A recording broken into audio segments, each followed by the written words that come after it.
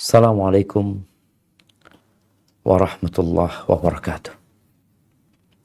Alhamdulillah alladzi bi ni'matihi tatimmu shalihat.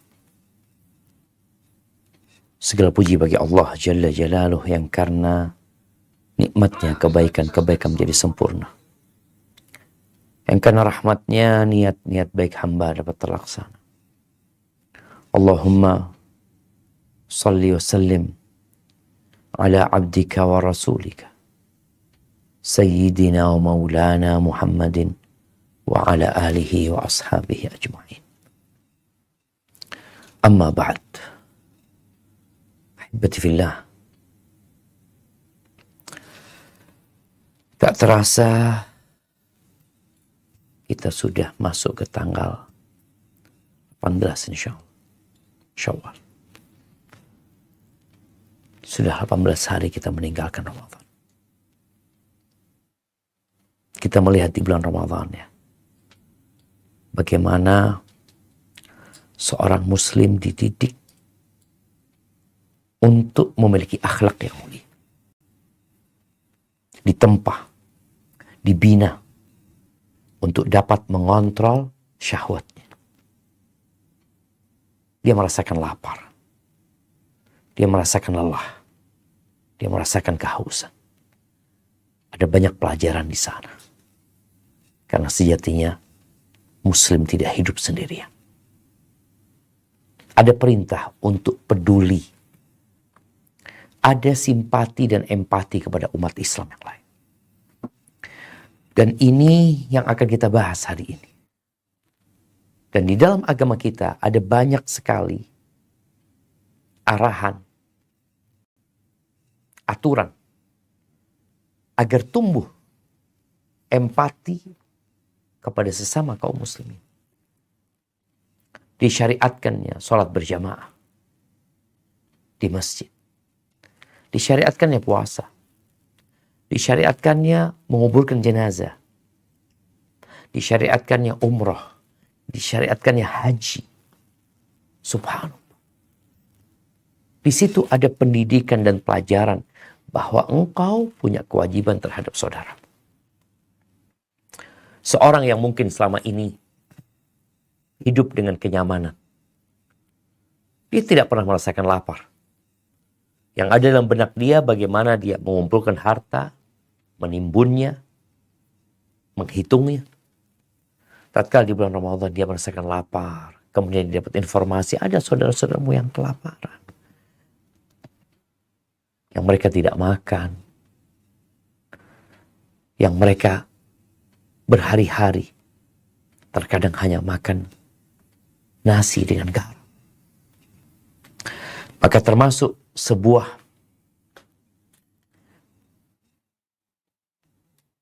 kajian akidah itu berkaitan dengan kepedulian dengan saudara kita. Baik, kita akan baca. Nah, barakallahu fikum. Bismillah. Sikap pasif kaum muslimin dan problematikanya. Di antara sikap wala dan mahabbah karena Allah antar umat Islam adalah seorang muslim harus memedulikan urusan masyarakatnya secara umum dan memedulikan urusan saudaranya sesama muslim secara khusus. Rasulullah Shallallahu Alaihi Wasallam bersabda, "Masalul mu'min fi tawaddihim wa tarahumihim wa ta'atufihim masalul jasadi idastayka minhu udwun tada'alahu sairul jasadi bisahari wal hummi." Perumpamaan orang-orang mukmin dalam kecintaan, kasih sayang dan kelembutannya adalah bagaikan satu jasad. Jika suatu anggota tubuhnya mengadu kesakitan, maka sekujur tubuhnya itu menanggungnya, tidak tidur malam dan demam. Barakallahu fikum. Ahibati fillah. Islam itu tidak kenal etnis. Tidak kenal suku. Tidak kenal perbatasan negara. Tidak kenal perbatasan benua. Karena sejatinya agama Islam ini adalah agama untuk seluruh umat manusia. Dan Allah Azza wa Jalla mengatakan, وَمَا أَرْسَلْنَاكَ إِلَّا رَحْمَةً لِلْعَالَمِينَ. Kata Allah, dan tidaklah kami mengutusmu kecuali sebagai rahmat, kasih sayang. Untuk siapa? Untuk alam semesta ini. Untuk makhluk-makhluk yang ada di alam semesta ini. Untuk lautan, untuk hutan, untuk binatang-binatang. Apalagi untuk umat manusia. Maka di sini disebutkan, tatkala kita berbincang tentang wala, loyalitas, ya, bicara tentang cinta, maka kita harus peduli dengan masyarakat kita secara umum dan masyarakat muslim secara khusus. Kalau bicara kebersamaan di masyarakat muslim, hadis yang baru saja kita baca, ya, bagaimana Rasulullah SAW memberikan sebuah gambaran agar kita tidak menjadi insan yang individualisme, yang hanya memikirkan kesenangannya. Ada sebuah madhab di barat sana, madhab Mikafili, madhabnya mungkin madhab naf'i, yang orang hanya memikirkan manfaat buat dirinya. Enggak. Islam enggak kayak gitu. Islam memikirkan maslahat bersama. Bahkan di sini disebutkan bagaimana kondisi umat Islam. Mathalul mu'minin. Ini sebuah perumpamaan orang-orang yang beriman. Dalam apa? Fi tawaddihim. Dalam cinta mereka, dalam kasih sayang mereka, dalam kelembutan mereka. Itu seperti satu jasad. Kalau ada yang sakit umpamanya kukunya atau kakinya keseliu, dia berjalan kemudian dia terseliu. Apakah yang menanggung, merasakan sakit itu kakinya saja? Tidak. Seluruh tubuh. Sakitnya sakit, badannya demam. Dipegang keningnya, engkau kenapa demam? Keseliu. Loh, apa hubungannya keseliu di kaki sama demam? Itu satu kesatuan yang tidak dapat dipisahkan. Itu kakiku. Itu bagian dari tubuhku.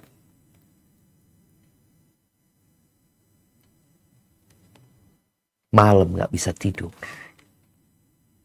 Kenapa engkau gak bisa tidur? Sakit. Apanya? Perutnya sakit. Ajib. Apa hubungannya dengan mata? Engkau tidur aja. Kan perutmu yang sakit. Matamu kan gak sakit. Nah. Tapi perut itu bagian dari aku. Ini jemaah permisalan orang-orang yang beriman. Gambaran masyarakat muslim. Kepedulian di antara sesama. Dan bukan hanya berbincang tentang di tempat dia. Tapi seluruh dunia ini. Makanya ketika umat Islam mendengar kejadian di Myanmar umpamanya. Di Rohingya sana. Kejadian di, Masya Allah, anak ingat jemaah. Tahun 90 berapa? 93, 94 mungkin. Ketika terjadi pembantaian di Kosovo. Di Bosnia sana. Itu umat Islam benar-benar siap untuk berangkat ke sana. Karena mereka saudara. Oh, mereka kan beda negara. Islam itu untuk semuanya. Makanya kalau kita bicara paspor itu membedakan antara satu negara ke negara lainnya. Tapi kalau bicara Islam, nggak ada. Engkau mau kemanapun. Makanya istilah Islam mungkin Nusantara, istilah Islam mungkin nanti Australia, mungkin istilah Islam Amerika. Islam itu satu. Islamnya Rasulullah SAW. Satu. Jangan mau dikotak-kotakin. Enggak. Nah, muslimin. Muslim dari Indonesia, ahlan wa sahlan. Ana muslim, ana dari Amerika. Ini ahibati fillah. Satu hal yang perlu kita pelajari bersama. Subhanallah. Ana pernah ketemu seorang dokter ya, dokter ahli. Dia menceritakan bagaimana ketika terjadi luka di tubuh.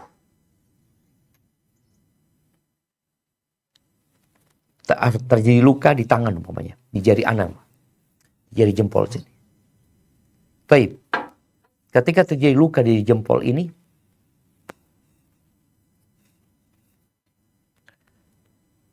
apa yang akan terjadi dengan tubuh semua?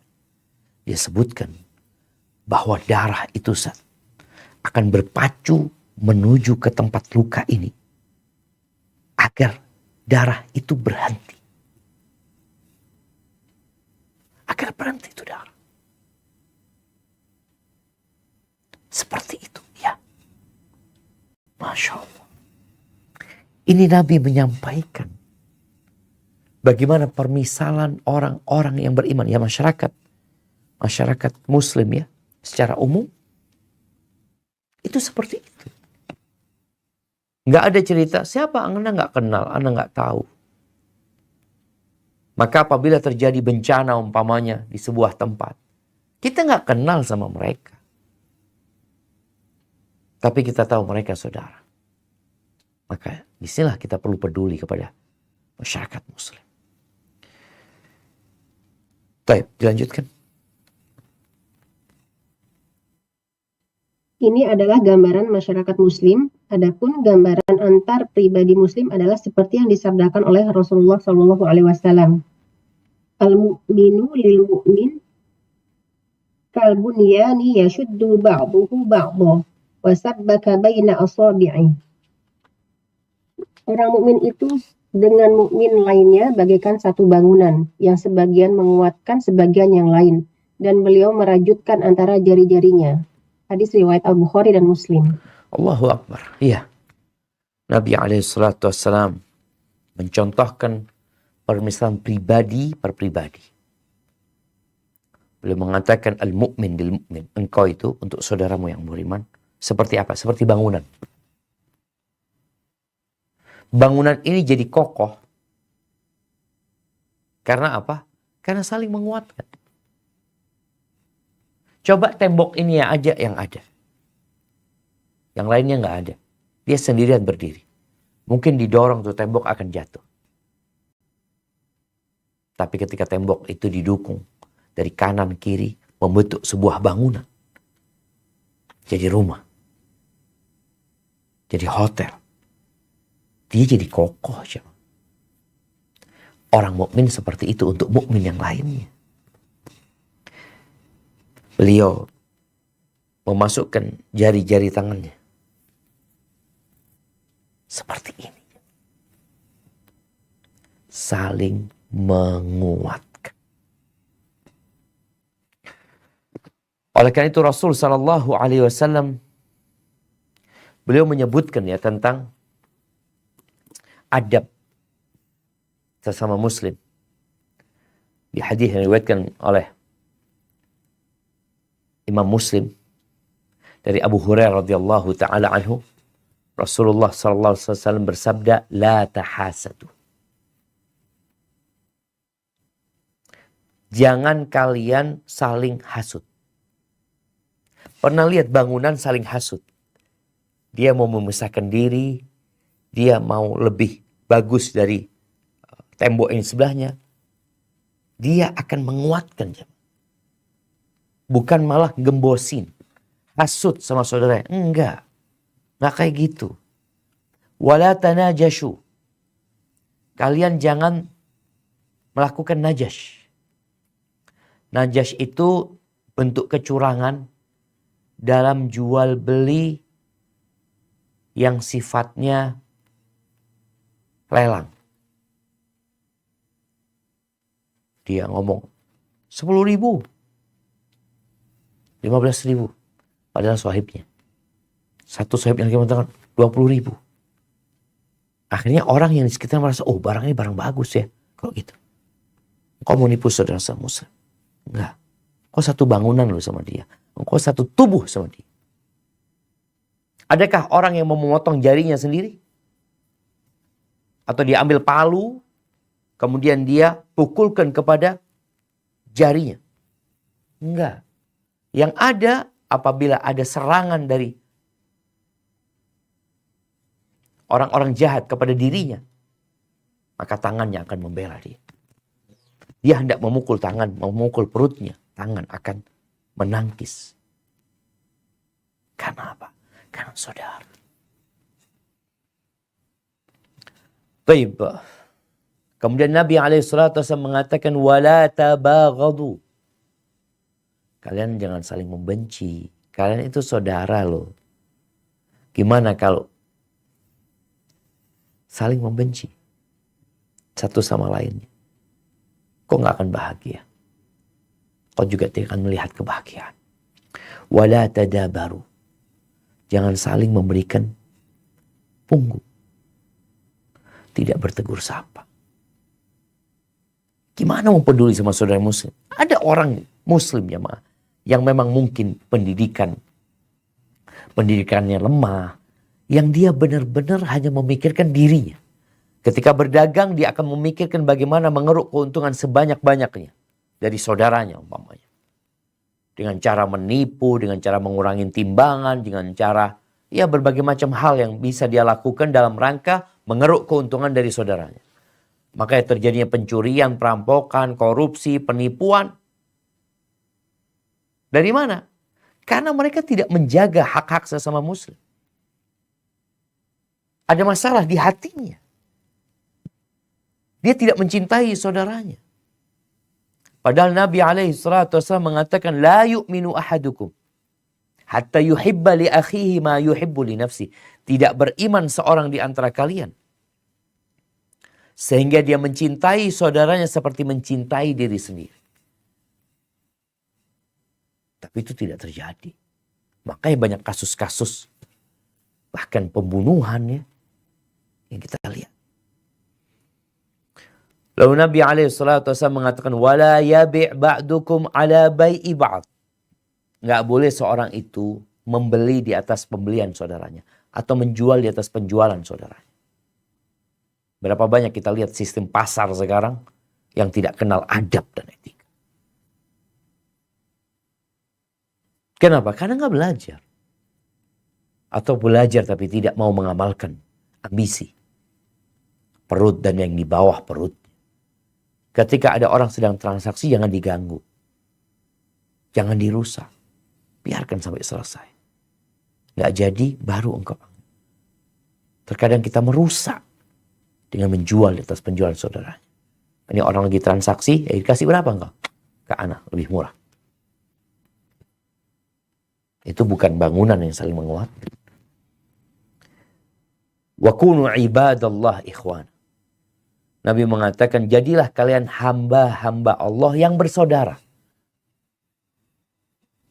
Kalian, apapun jabatannya, kedudukannya, kalian itu hamba Allah. Nggak akan bisa keluar dari penghambaan kepada Allah Azza wa Jalla. Al-Muslim akhul Muslim. Nih, seorang Muslim itu saudara buat Muslim yang lainnya. La yadhlimuhu. Dia tidak boleh menzaliminya. Wala yakhdhuluhu. Dia tidak boleh menggembosinya, membiarkan dia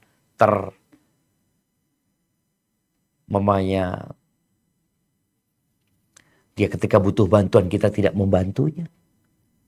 Dia butuh kesaksian dari kita untuk meringankan dia karena memang dia benar kita tidak mau. Gak boleh. Wala yakdzibuhu. Dan tidak boleh membohongi. Kasus penipuan. Laporan-laporan itu terus ada. Kita lihat ya, kondisi kadangkala ada tukang parkir yang getok 40.000. Ada orang jualan nasi yang seharusnya hanya 50.000, dia up jadi 200.000. Ini semua menunjukkan ketidakpedulian dengan saudaranya. Wala yahqiruhu. Jangan merendahkannya. Enggak. Bully-membuli ini enggak boleh. Allah Azza wa Jalla mengatakan, ya ayyuhalladzina amanu la yaskhar qaumun min qaumin asa an yakunu khairan minhum wala nisa'un min nisa'in asa an yakunna khairan minhum. Wahai orang-orang beriman, enggak boleh laki-laki itu, kelompok laki-laki menghina yang lainnya, merendahkan lainnya, atau perempuan merendahkan perempuan yang lain. Boleh jadi yang direndahkan lebih baik daripada yang merendahkan. Maka nggak boleh kita. At-taqwa hahuna. Rasul SAW mengatakan takwa itu di sini. Menunjuk ke dadanya. 3 kali belum menunjukkan ke dadanya. Takwa itu di sini. Takwa itu di sini. Bihasabi mri'in minasyarr an yahqira akhul muslim. Cukup menjadi sebuah kejahatan ketika seorang muslim itu menghina saudara. Ada yang bukan menghina, saudara menghina. Banyak orang dia rendahkan. Kullul muslim al muslim haram. Muslim buat muslim yang lain itu haram. Darahnya, hartanya, dan kehormatannya. Ini jamaah, sesuatu yang harus diperhatikan oleh seorang muslim. Di mana engkau hidup, kapanpun, bersama siapapun. Ingat, saudaramu sesama muslim punya hak. Kalau kita bicara problematika umat secara umum, sebelum bicara yang jauh, yang skala besar, coba engkau bicara skala kecil. Bagaimana hubunganmu dengan tetangga? Sebelum itu hubungan dengan kerabat. Engkau peduli nggak keponakanmu sakit? Engkau peduli nggak pamanmu susah hidupnya? Bibimu susah hidupnya? Engkau punya kepedulian nggak dengan mereka? Setelah itu baru bicara skala besar. Ada orang yang peduli dengan yang jauh, yang dekat dia tidak peduli. Ahibati fillah, Rasulullah SAW berkaitan dengan hak-hak saudara kita yang perlu diperhatikan. Beliau alaihissalatu wassalam mengatakan hakul muslim alal muslimi sit. Hak muslim buat muslim lainnya itu ada 6. Yang pertama, idza laqitahu fasallim alaih. Kalau engkau berjumpa dengan dia, ucapkan salam. Ini awal hak yang disebutkan Nabi alaihissalatu wassalam. Salam. Gak keluar duit engkau. Salam sama senyum. Allahu Akbar. Engkau dapat pahala. Engkau menebarkan cinta. Rasulullah SAW memberikan sebuah adab dalam salam. Penjelasan tentang adab dalam salam. Yusallimus saghir alal kabir. Yang kecil mengucapkan salam kepada yang besar. Yang muda mengucapkan salam, yakni memulai salam kepada yang lebih tua buat dia. Taib. Jadi posisinya engkau mau bos, engkau mau apa, kalau di tempat kerjamu ada orang yang umurnya di atasmu, lebih tua, engkau sebagai bos ucapkan salam sama dia. Kenapa? Karena bicara agama ini tidak bicara profesi. Tapi bicara dia saudaramu. Oh, dia cleaning service. Sudah tua renta. Engkau manajer. Mungkin kalau bicara kedudukan di kantor, engkau lebih tinggi lah. Tapi karena dia lebih tua, maka engkau yang memulai salam.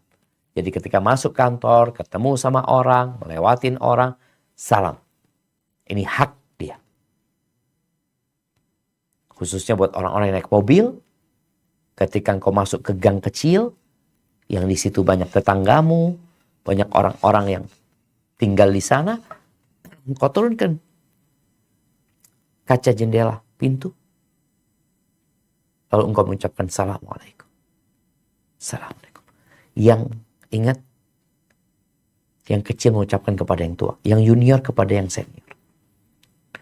Wal qalil alal kathir. Yang sedikit mengucapkan salam kepada yang banyak. lewat 2 orang, lagi ada duduk-duduk di situ, Masya Allah banyak orang, atau berpapasan, maka yang sedikit mengucapkan salam kepada yang banyak. Warrakib alal mashi, yang naik kendaraan mengucapkan salam kepada yang jalan. Orang naik motor, ini jalan kaki, maka engkau yang naik motor ucapkan salam kepada yang berjalan kaki. Kemudian wal mashi alal qa'id, yang berjalan kaki mengucapkan salam kepada yang sedang duduk. Kadang kalau kita lewat sebuah jalan, banyak orang duduk-duduk, engkau walaupun umurnya lebih tua, tapi engkau ucapkan salam kepada yang duduk-duduk. Karena posisimu ada di atas, sekarang engkau berjalan, ucapkan salam kepada mereka. Ini perlu dijaga.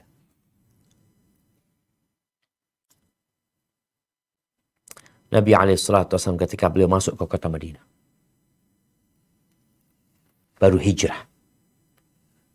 Dan kita tahu ada pertemuan, perjumpaan, dan penyatuan antara orang-orang muhajirin yang dari Mekah dengan orang-orang Ansor. Mereka bersaudara. Maka bagaimana supaya tidak terjadi gesekan-gesekan tidak diinginkan? Maka Nabi SAW pertama datang ke kota Madinah, beliau mengatakan, Ayyuhan nas afsyus salam.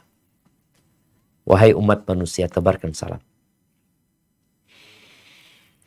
Wa'at'imut ta'am, tebarkan salam. Yang kedua, berbagilah makanan. Jangan jadi orang yang tadi peduli sama dirinya sendiri.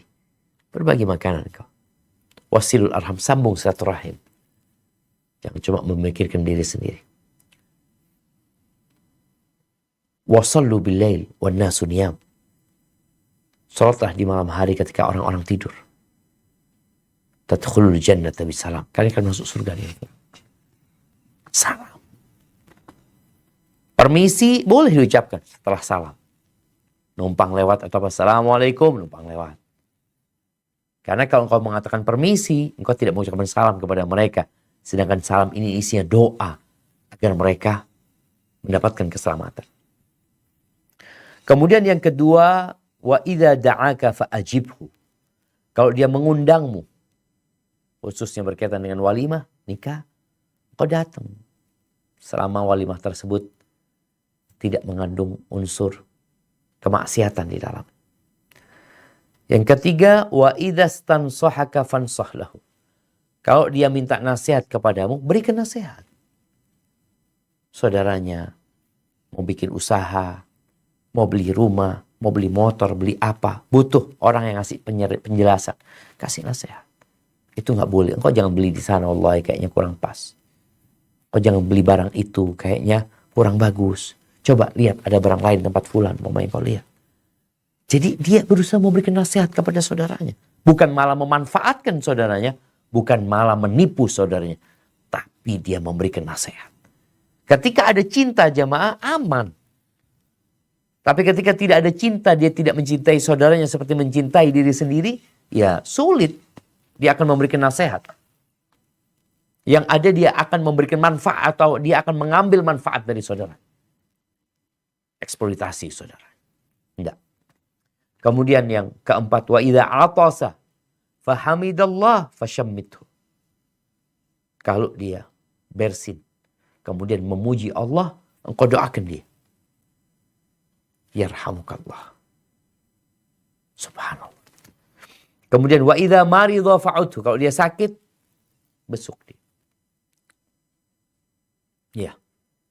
Kalau ada saudara yang sakit dan dia punya kesempatan, hendaklah dia membesuk.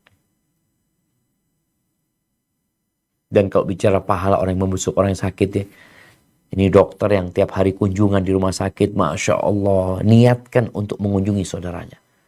Engkau seakan-akan berjalan di taman-taman surga. Dan ada 70.000 malaikat yang akan mendoakanmu sampai sore. Kalau engkau mengunjungi di pagi hari. Jadi bukan hanya berpikir kunjungan dokter itu pekerjaan. Tapi ibadah. Mendekatkan diri kepada Allah Azza wa Jalla. Yang keenam, kalau mati, ikuti jenazahnya. Saudara kita mati.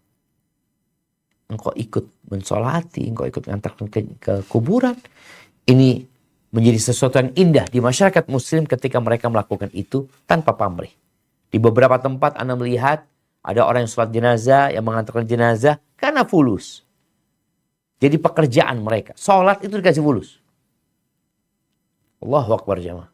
Kita benar-benar perlu belajar kembali tentang bagaimana agama kita mengajarkan keindahan. Baik. Kita lanjutkan. Baca, tafadhol.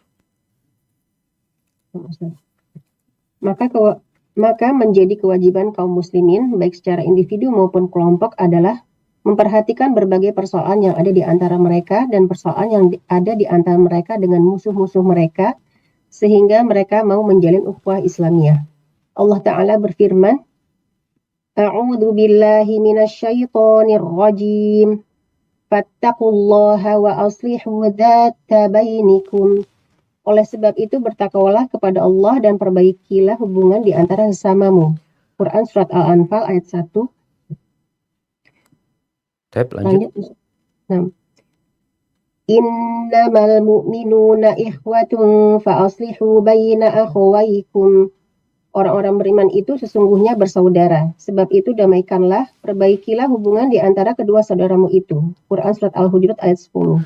Masya Allah jemaah. Ini bagaimana Allah memberikan arahan. Agar kita takut kepada Allah dan memperbaiki hubungan yang ada di antara kita. Ya, islah. Kalau kita lihat di ayat Al-Anfal ayat 1 dan Al-Hujurat ayat 10, di situ ada perintah untuk islah. Tidak membiarkan pertikaian terjadi. Tidak membiarkan permasalahan menjadi besar. Bahkan menjadi bom waktu yang akan meledakkan semuanya. Perbaiki. Jangan dibiarin. Ada orang tatkala melihat saudaranya salah, dia bukan memperbaiki. Yang ada, dia mencela. Dia menfitnah. Bagaimana dia berpikir supaya ribut, supaya kacau. Mukmin nggak kayak gitu. Diperintahkan sama Allah, fattaqullaha wa aslihu dzata baini. Perbaiki hubungan di antara sesamamu. Ini ayat yang di Al-Anfal berkaitan dengan pembagian harta rampasan perang ketika perang Badar. Yang muda-muda merasa mereka lebih berhak karena kita yang mengejar musuh.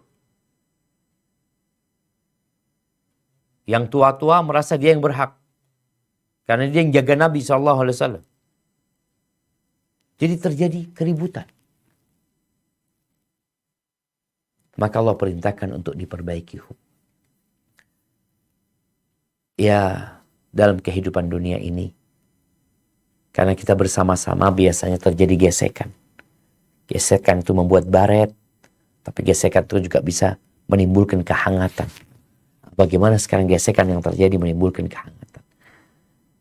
Kalau ada saudara kita yang ngomong sesuatu yang kita anggap omongannya ini salah, oke, coba engkau cari. Mungkin bisa difahami dengan benar. Karena banyak terjadi keributan itu gara-gara salah ngomong atau omongan yang salah difahami. Itu terjadi. Salah ngomong atau omongan yang benar tapi disalah fahami oleh sebagian orang sehingga terjadi keributan. Allah perintahkan di sini untuk memperbaiki. Maka bicara islah, seorang muslim tatkala melihat ada keributan, ada perselisihan, dia bisa perbaiki. Jangan mengatakan bukan urusan ana. Innamal mu'minuna ikhwah. Orang-orang beriman itu bersaudara. Nah, dilanjutkan. Hendaknya mereka memperhatikan jihad melawan musuh-musuh mereka.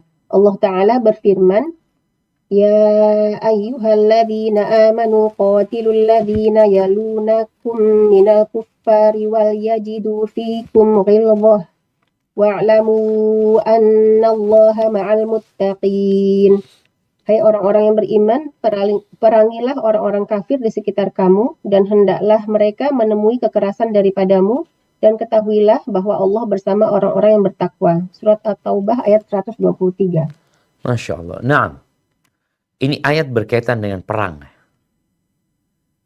Karena ada sebagian dari kaum muslimin yang ketika membaca ayat-ayat perang, kok kayaknya gak pas ya dengan kasih sayang Islam. Ketika bicara perang ya, bukan lemah lembut jemaah. Bahkan di sini Allah mengatakan wal yajidu fikum ghillah. Dan hendaklah mereka menemui kekerasan daripada kamu. Jadi ini perang memang. Gak bisa dibeli umat Islam. Gak bisa dibayar. Yang ada bagaimana kebenaran itu tegak. Ini sesuatu yang harus ada pada diri muslim. Baik, dilanjutkan. Maksudnya ialah mempersiapkan diri sebelum berjihad dengan menyelesaikan berbagai problematika yang mengganjal, menyatukan barisan, memperbaiki kondisi, dan mempersiapkan segala peralatan. Siapa yang tidak memedulikan problematika kaum muslimin bahkan bersikap pasif, maka hal itu menunjukkan lemahnya iman. Atau juga berarti dia itu munafik yang memberikan wala kepada kaum kafir.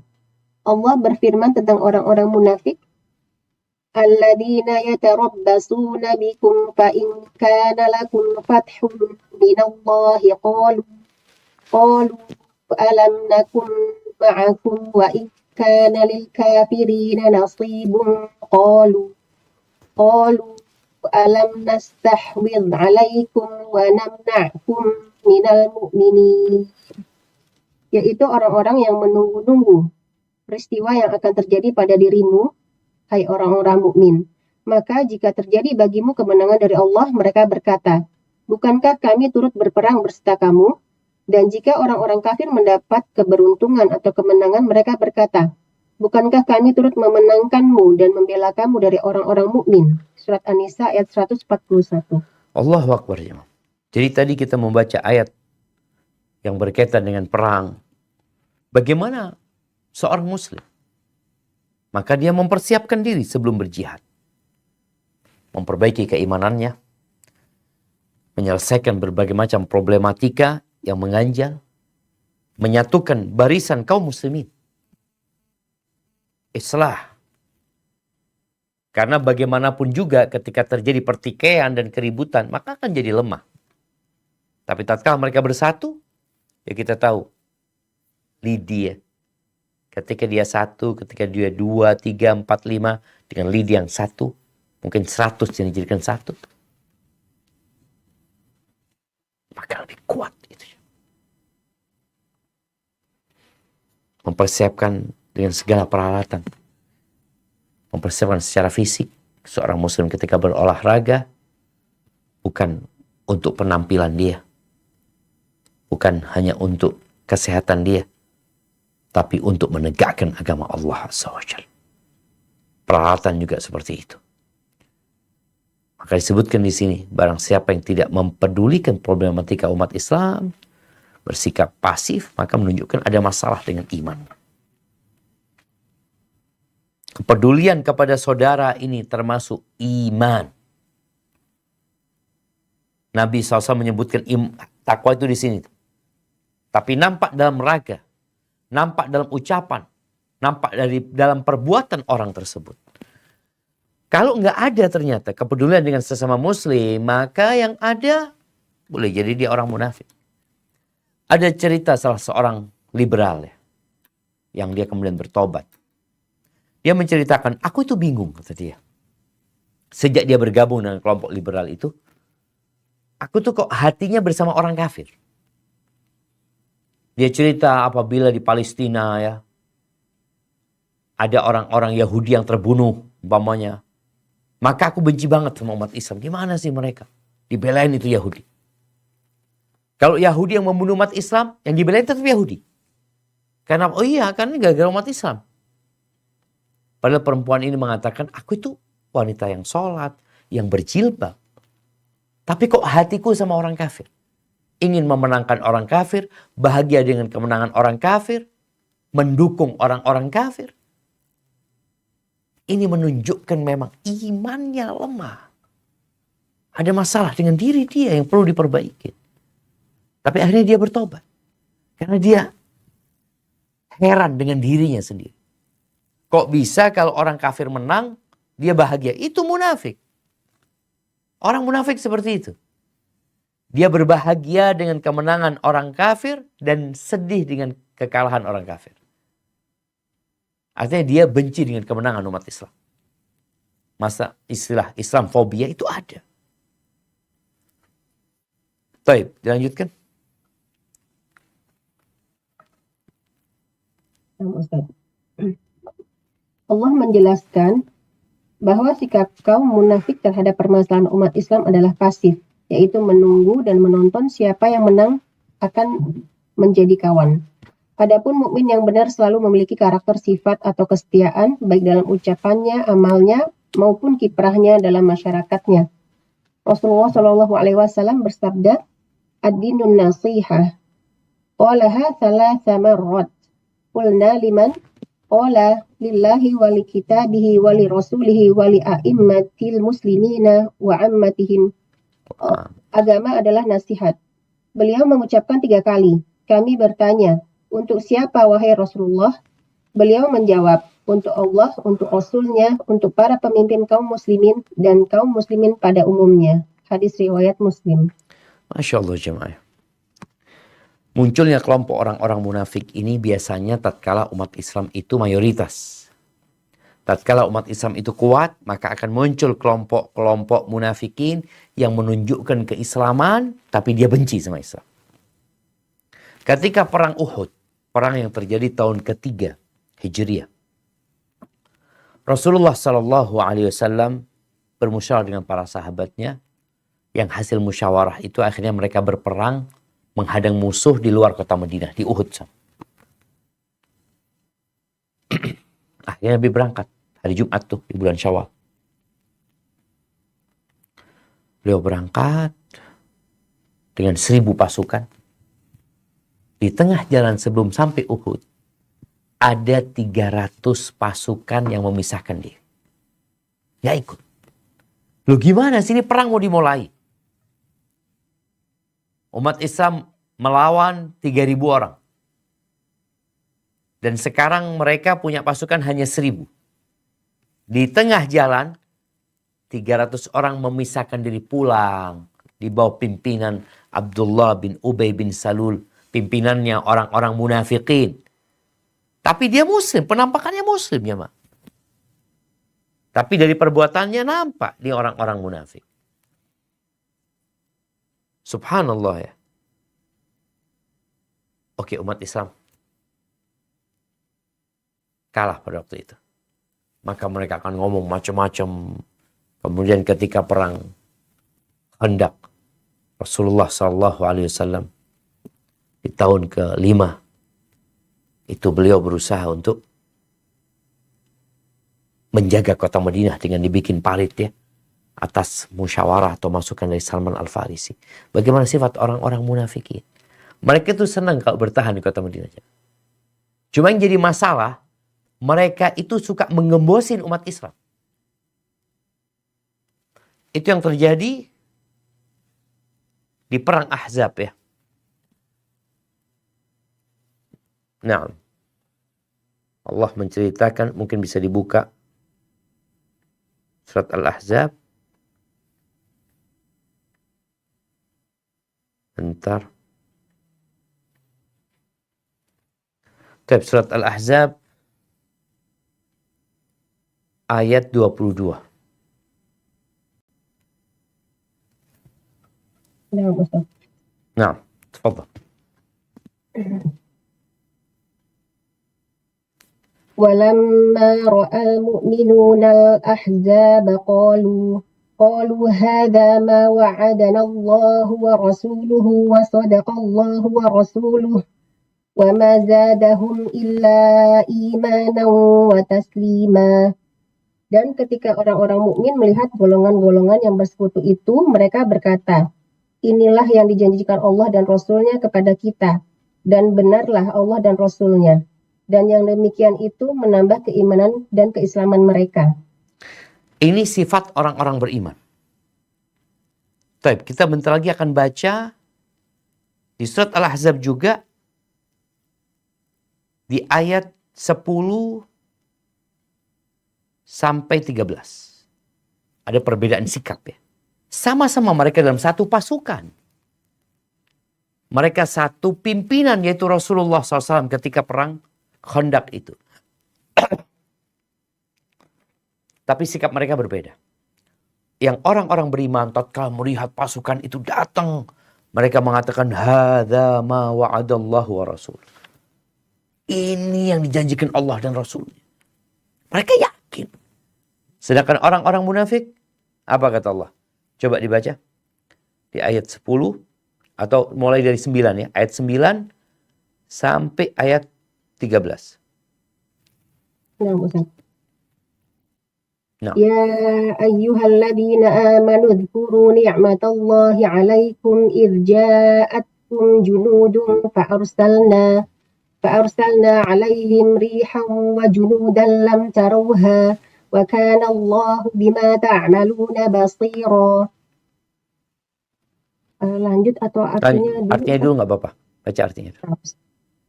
Wahai orang-orang yang beriman, ingatlah akan nikmat Allah yang telah dikaruniakan kepadamu ketika bala tentara datang kepadamu. Lalu kami kirimkan kepada mereka angin topan dan bala tentara yang tidak dapat terlihat olehmu. Allah Maha melihat apa yang kamu kerjakan.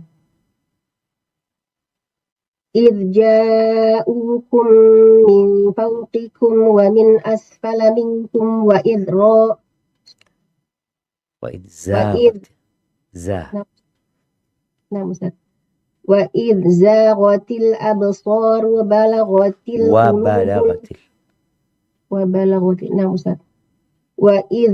وَإِذْ زَاغَتِ الْأَبْصَارُ وَبَلَغَتِ الْقُلُوبُ الْحَنَاجِرَ وَتَظُنُّونَ بِاللَّهِ الظُّنُونَ.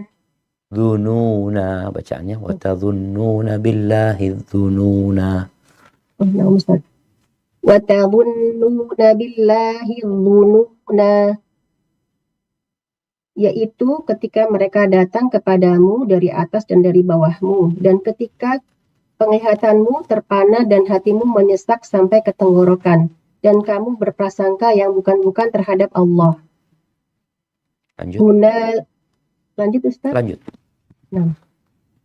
Hunalika batuliyal mu'minuna wa zulzilu zilzalan syadida. Disitulah diuji orang-orang mukmin dan diguncangkan hatinya dengan guncangan yang dahsyat.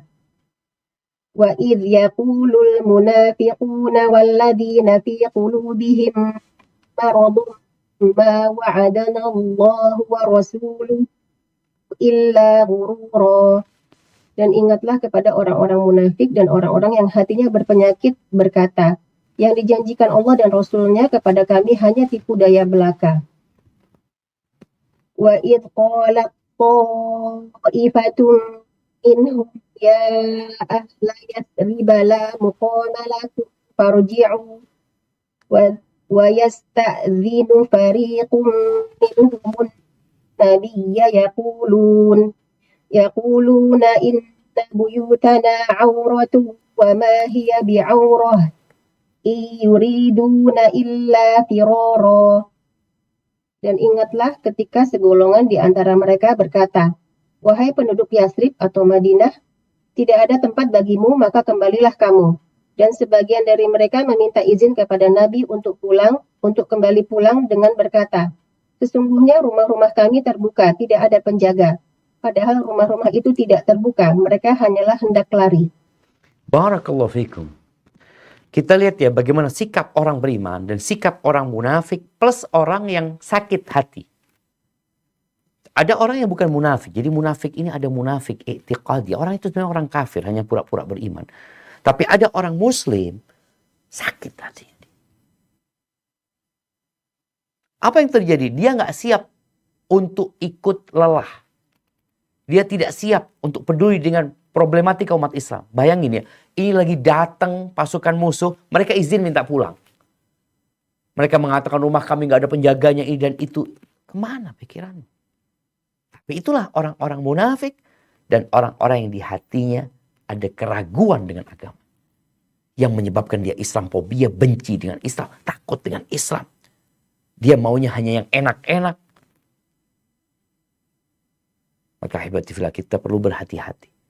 Kita perlu sering bermuhasabah. Aku ini termasuk muslim yang benar, yang peduli dengan saudaranya, atau aku hanya memanfaatkan umat Islam yang lain.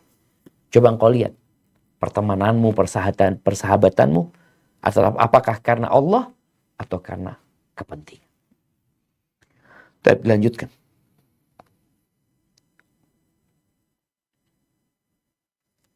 Demikianlah mudah-mudahan Allah memperbaiki kondisi umat Islam dengan meluruskan akidah mereka, memperbaiki bangsa dan para pemimpin mereka, dan semoga menyatukan hati mereka serta membulatkan tekad mereka. Semoga salawat serta salam tetap tercurah untuk Nabi kita Muhammad SAW beserta keluarga dan para sahabatnya. Subhanallah jemaah. Iya, di hadis ini bicara agama, agama ini nasihat. Nasihat artinya menginginkan kebaikan buat yang lain. Itu agama. Agama datang bukan untuk merepotkan hidup kita. Agama hadir bukan untuk membuat kita menderita, membuat kita terkungkung dan terkekang. Bukan. Agama hadir untuk menjadikan engkau manusia yang beradab. Untuk mengangkat derajatmu. Agar engkau dapat memberikan manfaat kepada orang lain. Itu nasihat. Menginginkan kebaikan. Itu agama. Maka kalau ada yang memahami bahwasanya agama ini memberatkan, engkau pernah melihat pasak tenda itu dipukul dengan kuat. Ditaruh kemudian dipukul. Dipukul lagi. Dengan lebih kuat lagi. Supaya dia tambah masuk ke dalam. Apakah tujuan orang yang memukul dengan kuat itu pasak untuk menghancurkan tendanya?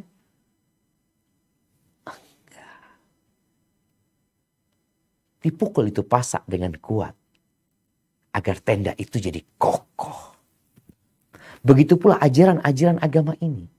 Yang mungkin sebagian merasa berat sejatinya. Agar engkau menjadi orang yang kokoh dan teguh. Agama ini nasihat. Beliau 3 kali mengatakan. Ad-dinun nasiha. Ad-dinun nasiha. Ad-dinun nasiha. Qulna liman. Untuk siapa ya Rasulullah? Lillah. Dengan taat, dengan percaya kepada Allah, beriman kepada Allah ya. Menjalankan perintahnya, menjauhi larangannya. Wali kitabihi. Nasihat buat kitab nih. Al-Quranul Azim. Bagaimana kita membacanya, mengkajinya, mentadaburinya, mengamalkan dalam kehidupan ini. Wali rasulihi. Nasihat untuk rasulnya. Dengan mempercayai apa yang diberitakan oleh Nabi SAW. Melaksanakan perintahnya, menjauhi larangannya. Dan tidak beribadah kecuali dengan syariatnya Nabi Muhammad SAW. Wali a'immatil muslimin wa ammati. Dan agama ini nasihat. Menginginkan kebaikan untuk pemimpin-pemimpin umat Islam. Dan kaum muslimin secara umum. Itu agama. Maka bagaimana seorang muslim disyariatkan mendoakan pemimpinnya. Bagaimana tatkala melihat pemimpinnya salah menyimpang, dia memberikan nasihat. Amar ma'ruf nahi munkar sesuai dengan cara yang ditentukan oleh syariat. Ketika ada orang umum juga sesama muslim melakukan sebuah kesalahan, kita kasih nasihat. Kita ingin dia dapat kebaikan. Kita doakan dia. Kita berbagi dengan dia. Ini agama. Hanya saja orang-orang yang tidak faham tentang agama, dia akan merasa agama itu memberatkan. Ketika seorang muslimah disuruh pakai jilbab, apakah untuk menyusahkan dia? Enggak enak geraknya ini itu untuk menyelamatkan engkau. Berapa banyak wanita-wanita yang dijual, yang dieksploitasi, yang dizolimi. Berapa banyak. Agama datang untuk menyelamatkan. Agar engkau bisa menjadi istri. Yang dihormatin, dihargai. Yang suaminya memberikan nafkah. Dan engkau bisa menjadi ibu. Yang dihormatin sama anak-anak. Jadi ini bicara agama. Maka sebagai seorang muslim yang sejati, muslim yang hakiki, maka dia harus memiliki simpati, empati, dan kepedulian dengan umat Islam secara umum dan secara pribadi-pribadi yang dia hidup bersama mereka. Kalau itu tidak ada pada dirimu, maka engkau perlu mengadakan evaluasi. Apakah engkau benar-benar beriman atau engkau pura-pura beriman. Seperti orang-orang munafik yang tadi kita baca.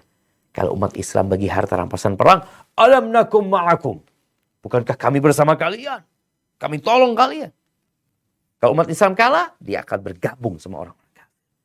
Yang ada dalam dirinya adalah gembira dengan kesedihan umat Islam dan sedih dengan kegembiraan umat Islam.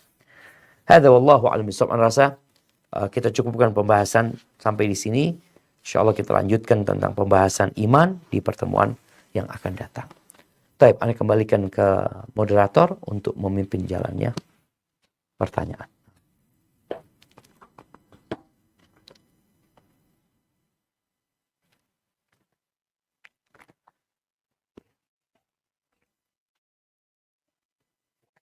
Nah, Ustadz, Afwan, ini ada pertanyaan melalui chat WA. Assalamualaikum warahmatullahi wabarakatuh. Afwan, Ustadz izin bertanya, bagaimana cara puasa kafaroh 2 bulan berturut-turut bagi wanita, sedangkan wanita ada datang bulannya?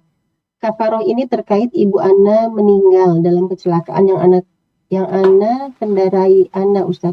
dikendarai Ana Ustadz. Sampai sekarang Ana belum melaksanakan kafaroh ini karena bingung dengan cara puasanya. Mohon petunjuknya Ustadz. Syukran jazakallahu khair wa barakallahu fiik. Subhanallah. Iya jemaah.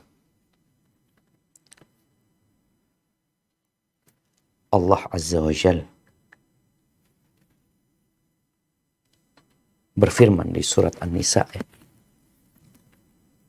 di ayat 92.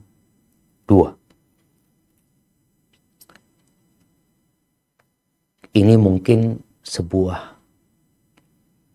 ilmu dan syariat yang kita perlu sosialisasikan kepada masyarakat. Khususnya mungkin kalau yang ada link dengan polisi lalu lintas ya, di mana mereka yang menangani banyak kejadian kecelakaan. Boleh jadi kecelakaan itu disebabkan oleh pengendara yang satunya, dia yang nabrak atau apalah. Itu mungkin pihak kepolisian yang bisa menetapkan hal itu nantinya. Tapi ada sebuah syariat. Barang siapa yang membunuh orang beriman tanpa sengaja. Enggak, dia nggak sengaja, dia salah, nggak ada niatan sama sekali untuk hal itu. Maka apa yang harus dia lakukan? Dia membayar dia. Afwan. Iya, dia berkaitan dengan dia yang dibunuh. Ini berkaitan dengan keluarga. Dibayarkan dia. Boleh jadi diahnya itu 100 ekor onta ya nanti, atau nanti sesuai dengan kesepakatan di antara mereka, ada damai. Kemudian Allah menyebutkan fasiyam faman lam yajid, dia membebaskan seorang budak. Sekarang sudah nggak ada budak ya. Kalau nggak ada budak, apa yang dia lakukan? Jadi ada yang berkaitan dengan keluarga si mayit, ada yang berkaitan dengan dia sama Allah Azza wa Jalla menghilangkan nyawa ini tanpa sengaja dia. Gak sengaja dia melakukan. Maka yang berkaitan dengan keluarga mayit dia bayar dia. Yang berkaitan dengan antara dia sama Allah Azza wa Jalla, Allah mengatakan yang gak dapat budak, faman lam yajid fasiyamu syahraini mutatabi'ain taubatan minallah. Maka dia berpuasa 2 bulan berturut-turut. Maka bagi siapa saja yang pernah menjadi penyebab terjadinya kecelakaan yang menimbulkan kematian ya, maka dia harus perhatikan hal ini. Oke, dia bertobat kepada Allah dengan cara berpuasa 2 bulan berturut-turut. Tentunya ketika dia mampu melakukan itu. Bagaimana pelaksanaannya? Ya, di waktu dia ada uzur, maka dia boleh nggak puasa. Ketika dia sakit, ini mutatabi'ah, ini bersambung ya, puasanya itu bersambung. Dia puasa umpamanya sudah 10 hari. Kalau dia seorang wanita, dia datang bulan, ya udah, datang bulannya gak terhitung. Nanti setelah datang bulan dia dihitung lagi. Lanjut 20 hari, dapat 20 hari itu. Oh, nanti dia safar umpamanya atau sakit. Ada hal-hal yang membolehkan dia untuk tidak berpuasa maka dia boleh tidak berpuasa ketika itu. Dia ada uzur sesuai dengan syariat yang diterima. Pokoknya di waktu-waktu yang dia ada uzur, dia boleh tidak berpuasa, tapi dia lanjutkan, nyambung terus. Ketika uzurnya sudah selesai, dia langsung menyambung. Kalau laki-laki juga seperti itu. Ada laki-laki yang mampu langsung. Tapi tahu-tahu dia sakit tengah jalan. Apakah dia lanjut? Dia bisa mati nantinya umpamanya. Jadi ketika ada uzur yang syar'i yang memutuskan puasa dia, maka itu tidak menghalangi di puasanya untuk berturut-turut. Tetap dia berturut-turut insyaallah. Hadza wallahu a'lam bis-shawab. Nah. Pertanyaan selanjutnya, Ustadz. Bismillah, izin bertanya, Ustadz. Dalam memberi, bolehkah saya mendahulukan saudara-saudara tidak bermanfaat? Kemudian, mohon nasihatnya, Ustadz. Jazakumullah khairan. Masya Allah, barakallahu fikum. Bicara bersedekah ya, membantu orang lain. Allah berfirman di surat Al-Baqarah, mungkin bisa ditampilkan ya.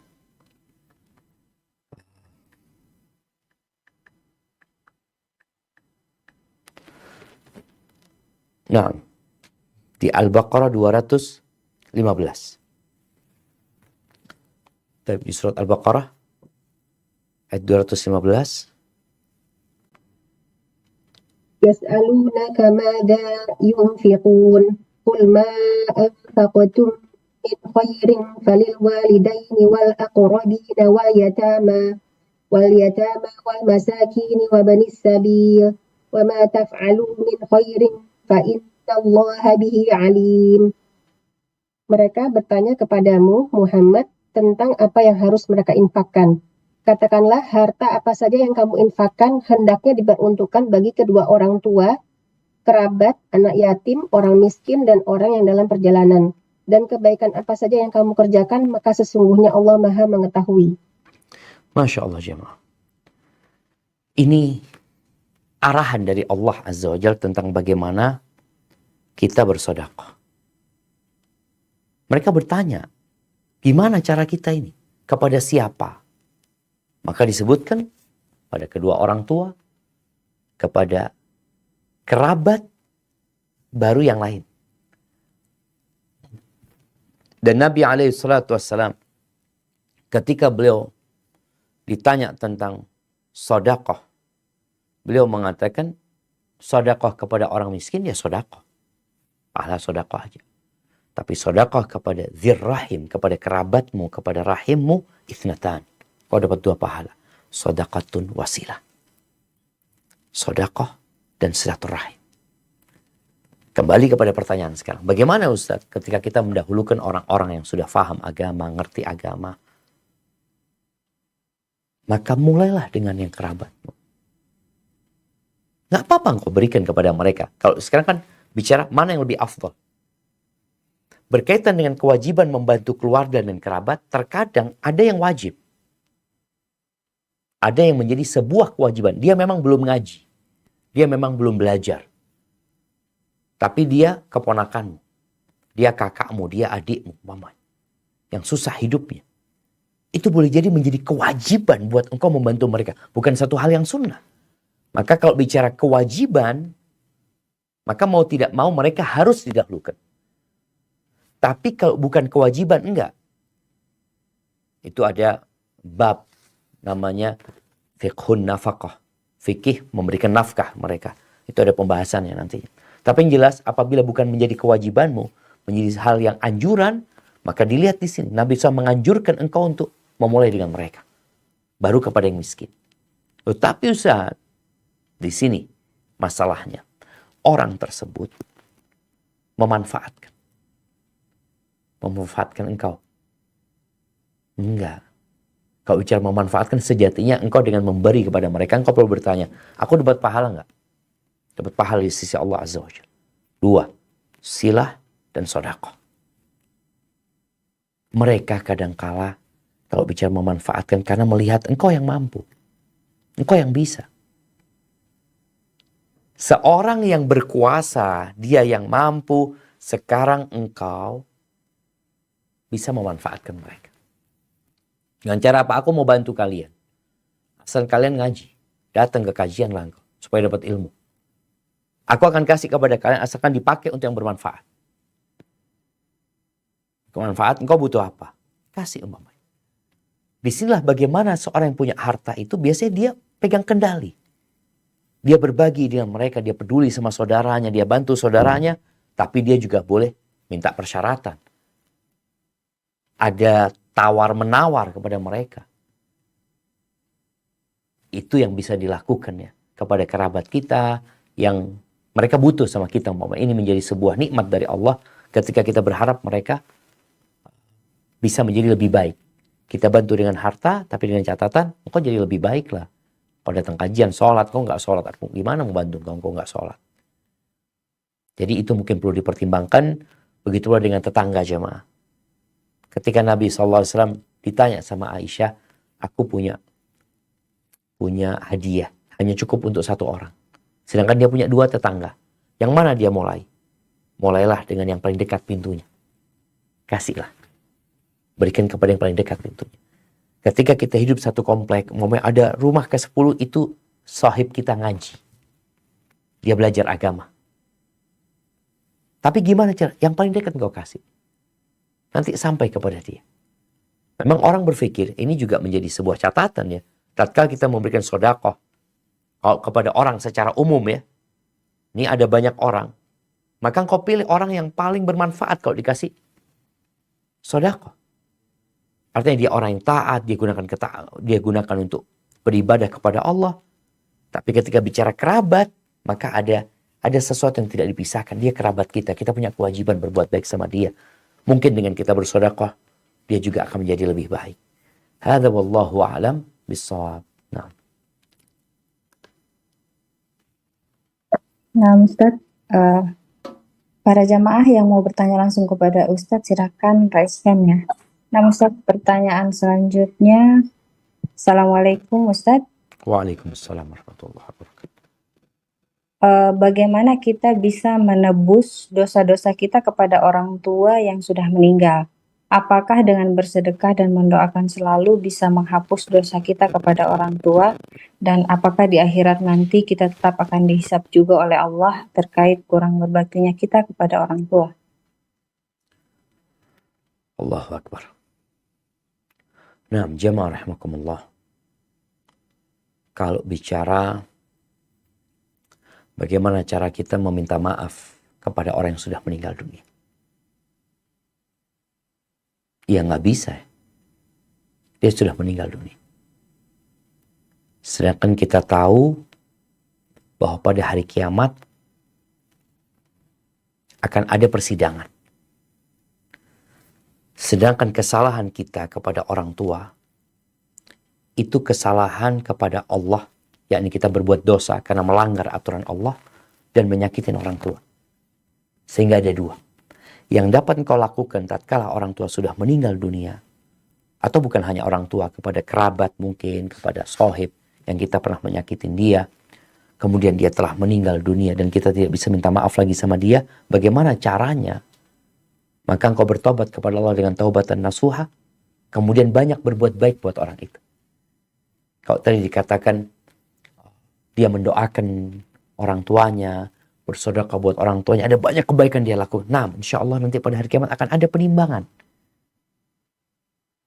Bagaimana Allah mengatakan, فَأَمَّا مَنْ ثَقُلَتْ مَوَازِينُهُ فَهُوَ فِي عِيشَةٍ رَاضِيَةٍ.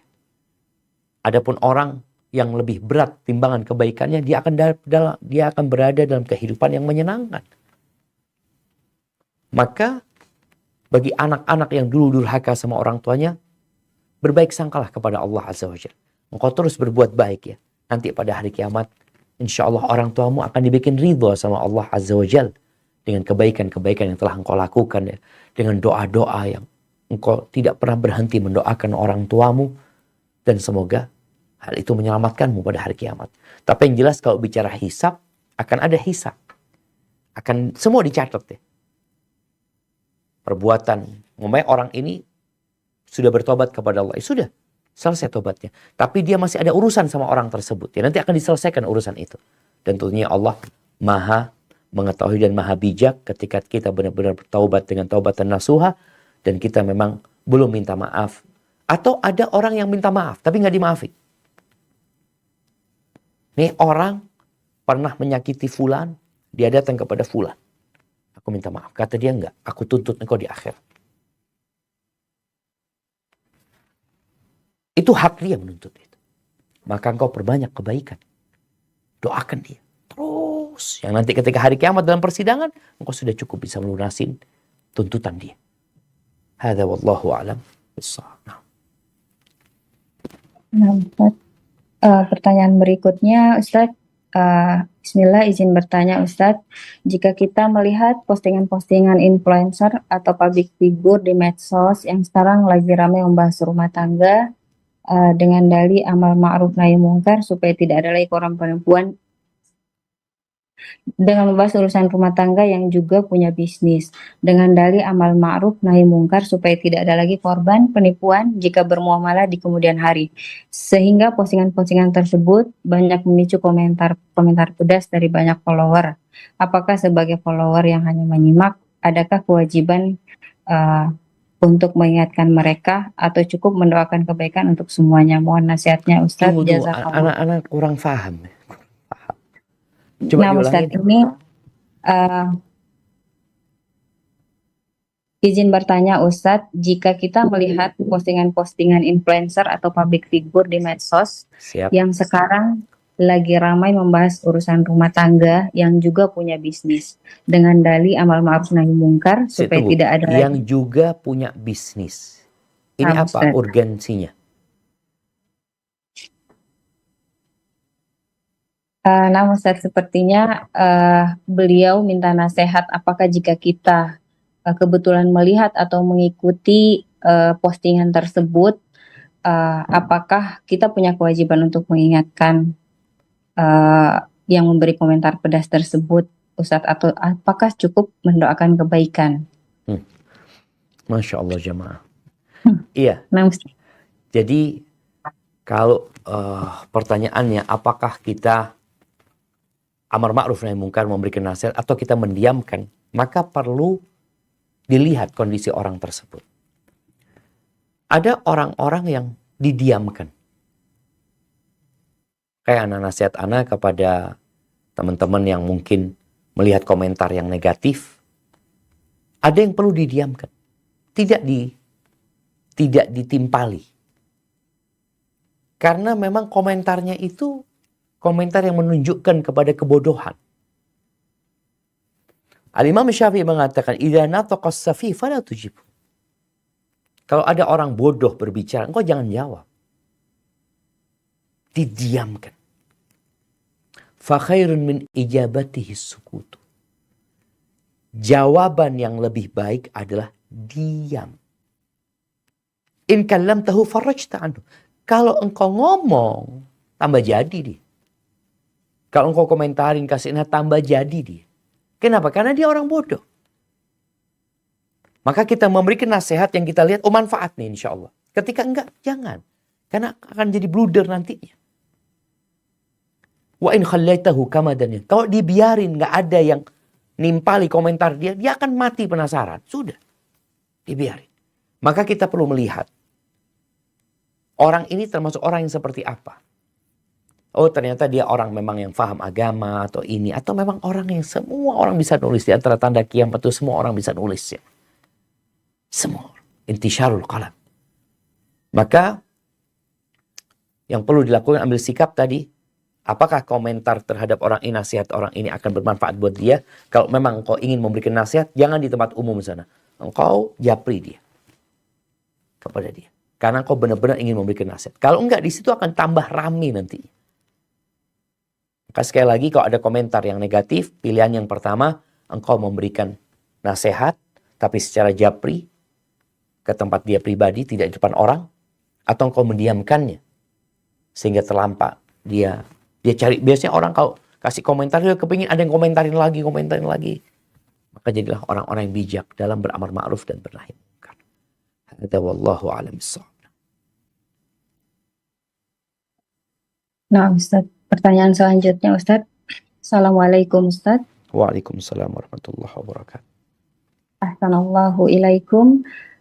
Mohon penjelasan dari surah At-Taubah 123 tadi Ustadz.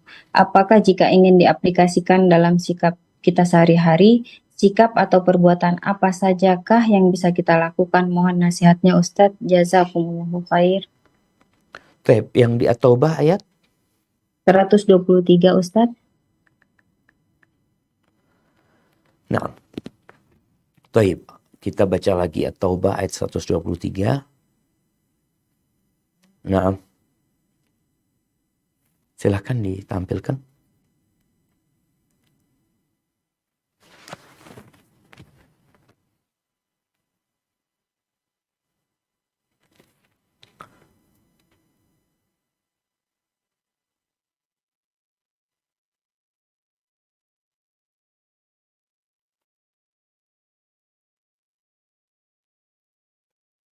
Nah, silahkan dibaca.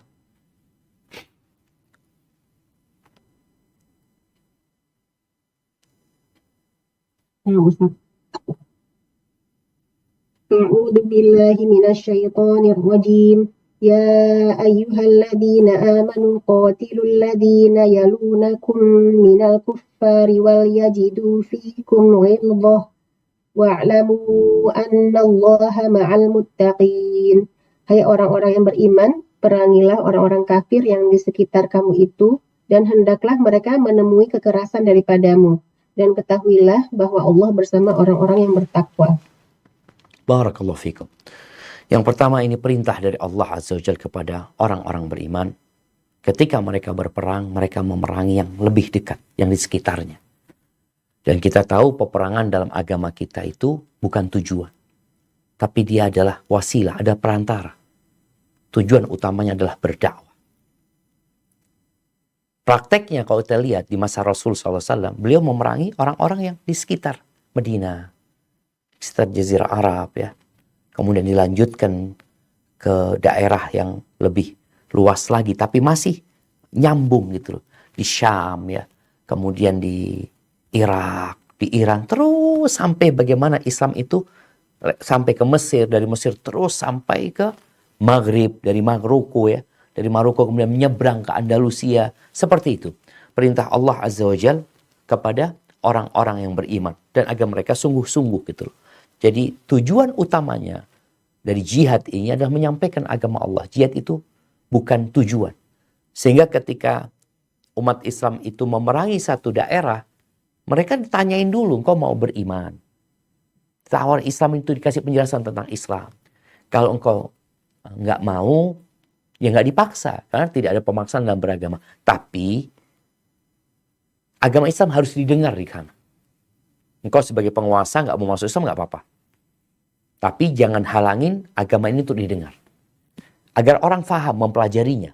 Jadi tujuannya menyampaikan agama Allah ini sebenarnya. Tentunya di situ ada jizyah.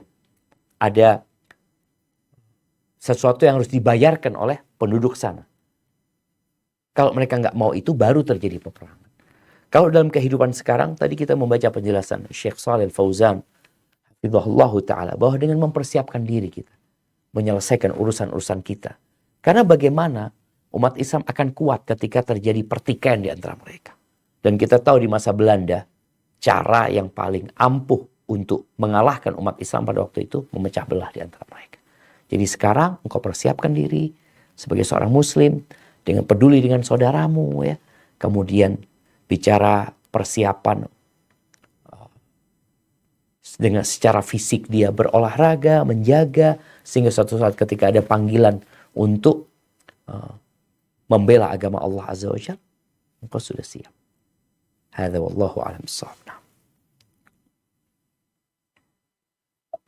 Nah Ustadz, alhamdulillah pertanyaan sudah habis Ustadz. Jazakumullahu khair atas ilmunya dan jazakumullahu khair untuk tim Ustadz. Masya Allah. Barakallahu fiik. Naam, ahibati fillah. Nilai-nilai Ramadan yang banyak kita dapatkan di bulan Ramadan itu diusahakan untuk tetap dijaga. Di antaranya Al-Quran. Nasihat ana kepada semuanya, usahakan bisa menghatamkan Al-Quran tiap bulan. Bersama arti. Baca tafsir. Quran datang sebagai petunjuk. Pedoman hidup. Masalah-masalah, kalau tadi disebutkan ada masalah yang di dunia maya sekarang ya, bicara tentang masalah keluarga ini dan itu. Semua Allah jelaskan dalam Al-Quran. Kenapa terjadi perselingkuhan? Kenapa terjadi perzinaan? Ya karena orang jauh dari bimbingan agama. Atau aturan agama dia tidak mau amalkan. Kepedulian sesama muslim. Ini sekarang kita merasa peduli dengan saudara kita. Mungkin merasa dia sebagai korban, merasa didolimi, ini dan itu umpamanya. Nah, cuma kita perlu kembali kepada Al-Quran. Apa sikap kita sebenarnya? Bagaimana menjaga masyarakat agar tetap bersih dari perzinaan? Jamaah, wallahi perzinaan sekarang anak-anak SMP, anak-anak SMA. Itu sudah menjadi hal yang merajalela di negeri kita. Perselingkuhan antara sesama pegawai, sesama pekerja. Itu ya Allah, na'udzubillah min dzalik. Maka solusinya, baca Al-Quran, kita fahami, kita sampaikan, dan kita amalkan dalam kehidupan ini, tentunya itu yang paling penting. Hadza wallahu a'lam bissawab. Jazakumullah khairan. Subhanakallahumma bihamdika asyhadu an la ilaha illa anta astaghfiruka wa atubu ilaik. Wassalamualaikum warahmatullahi wabarakatuh.